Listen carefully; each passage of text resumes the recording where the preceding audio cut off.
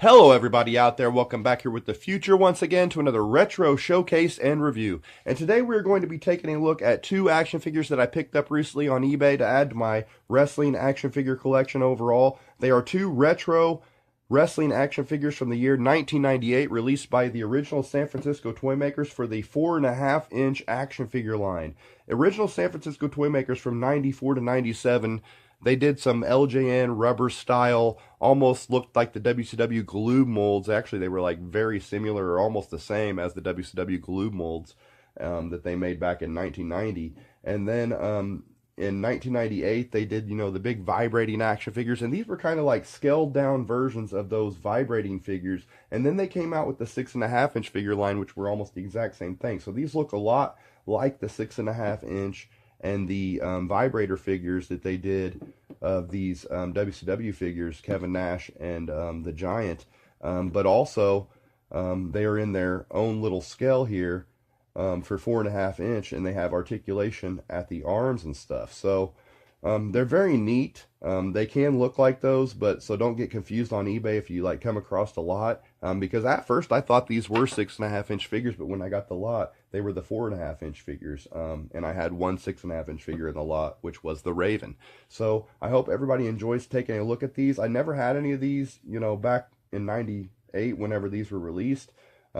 We did have the big Kevin Nash vibrating figure, and those were silly, but this looks like a scaled down version of that Kevin Nash does anyway. And then we have the Giant as well from this line. This was the WCW NWO wave. They also did a WCW wave as well of these 4.5-inch figures and did some special sets and stuff. So these lasted about a year before they started launching the 6.5-inch figure line, which became the more popular one. But these are the 4.5-inch original San Francisco toy makers 1998 Giant and Kevin Nash figures.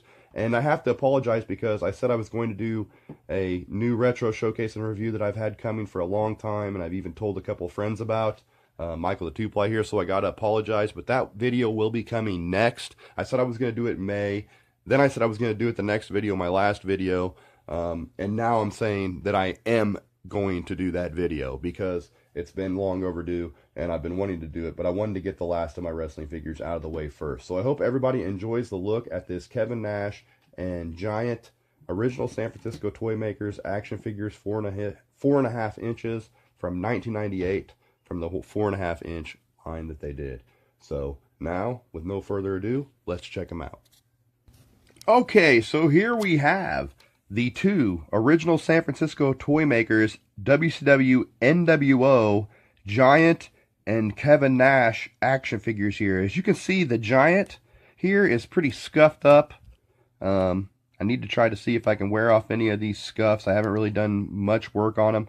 But as you can see here, they are standing next to the 6.5-inch Raven that I picked up in the same lot. And you got to watch these legs if you don't have them in the right spot. They are, kind of hard to get standing. But once you get them in the right spot, they're not very hard to pose. But yeah, standing here in the lot, so you got to watch out for this. I thought these were 6.5-inch figures. Not that it really mattered after I got it. But the way they had them like set up, I thought they were 6.5-inch figures. Like they had the camera somehow making these guys look almost just the same when I bought them. So you got to watch out for that if you're looking for 6.5-inch figures. I was kind of thrilled though to get some of these 4.5-inch ones because I've never had any of these before. This is the Kevin Nash.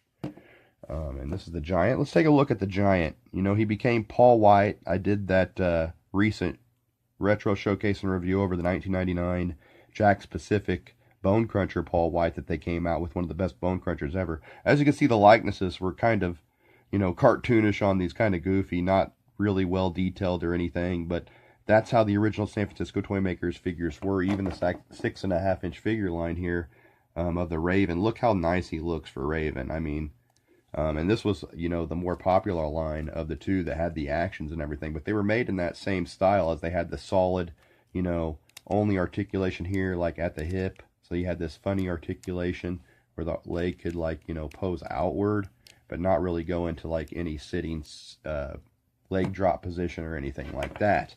And that's how these legs are here too, with that weird articulation. But at least they kind of articulated them a little bit, I guess. Like I said, if they're not in the right spot, they're hard to stand. But one thing that I like about the 4.5-inch figure line is they had these articulated ball jointed shoulders that were not, that was not, you know, they were not on the 6.5 inch figures, never came with any kind of ball jointed shoulders. None of the figures that I remember did. So it was kind of weird that the 4.5 inch figure line, they made these ball jointed shoulders for, which would have been very interesting on 6.5 inch figures if they would have done that, because that would have made them a lot more playable than having, you know, like the action arms there just in a chop pose. But the Big Show here, you know, you could pick somebody up, you know, give him a choke slam if I had both hands available, not holding my camera. He had the one, you know, strap singlet there. He was supposed to be the son of Andre the Giant when he first came in. But this was later on when he joined the NWO after that. This guy debuted and won the WCW title against Hulk Hogan. So that's how big of a deal he was back then. But in 1998, going strong. He had the long hair, of course. A lot of scuffs, nicks on this guy, much like the Hasbros had. The 1990 to 1994 WWF Hasbro figures had back in the day. And the Galoobs, they were, you know, tending to get, you know, nicked up whenever you played with them. But there's the Big Show. And you can see on the bottom here, you have your stamps. I don't know how well we can see them, but you have your original San Francisco Toymaker stamp there. And also a 1998 WCW stamp there as well on this foot. I kind of like to show off the stamps. I think the last figure that I showed off, I didn't really show off the stamps. But yeah, this giant figure is very cool, and he would have played great alongside the WWF Hasbro line, in my opinion. So if I could have picked some of these guys up, I definitely would have had him going at it with some of the Hasbros that I had in my collection, that I still have to this day. And I have a little good comparison here to show in a bit. But first, let's take a look. Let's put Raven back here from falling down. But first, let's take a look at the Kevin Nash here. And Kevin Nash was a big deal. And is still, you know, a big star to this day. But yeah, he came over from the WWF and started the NWO with Scott Hall. And from then on, the NWO became synonymous with the Attitude Era. And still to this day, people remember the NWO and love the NWO. But you can see he was made in the same attire colors and everything as the vibrating Kevin Nash figure was. They even gave him, you know, an elbow pad on one side here. Big Daddy Cool Diesel he was in the WWF, and then he became Big Sexy Kevin Nash, and he has his red and black NWO colors here on. And I think this was before the Wolfpack, but he still had this red and black. Every now and then, you know, he would wear red and everything like that before the Wolfpack came along. But as a member of the NWO, got his black ponytail in here, back here, hair pulled back. Like I said, not the greatest likeness of Kevin Nash of all time, but for a 98 it passed, especially when you were just getting over like the Hasbros and stuff. These were pretty cool. And like I said, the ball jointed shoulders here for the arms, and the arms, you know, could go up to, that was exactly how the pose that they had him in that, you know, vibrating figure. His arms were up in the air like this. So it's kind of like they just took the same exact mold and scaled it down to create these 4.5 inch figures. And of course the Giant, you know, you could have him pose with his hand up in the air like that, like he's ready to give somebody the choke slam. But I really like these little 4.5 inch figures. I'm a fan of mini figures and smaller figures anyway than the bigger scales. So I do enjoy these. And I don't remember seeing a lot of them in stores back in the day. Like I said, I never had any of these in 98. But there's your stamps there, your original San Francisco Toymakers, 98, and your 98 WCW stamp. It's not too easy to come across on camera, but see it well enough. And like I said, this Raven, you know, has the same stamps as it was released in 98 as well for the 6.5 inch figure line. I'm not really sure if these were released simultaneously or one after the other, but they were both released in 98 both waves.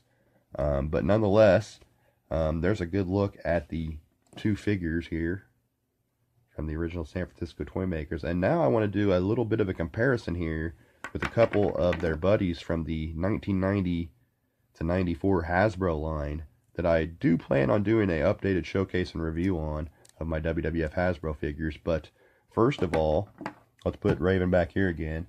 Let's take a look at Kevin Nash next to his buddy Scott Hall as Razor Ramon here from the Hasbro line. This is a purple vest Razor Ramon. They also did a red and black Razor Ramon too.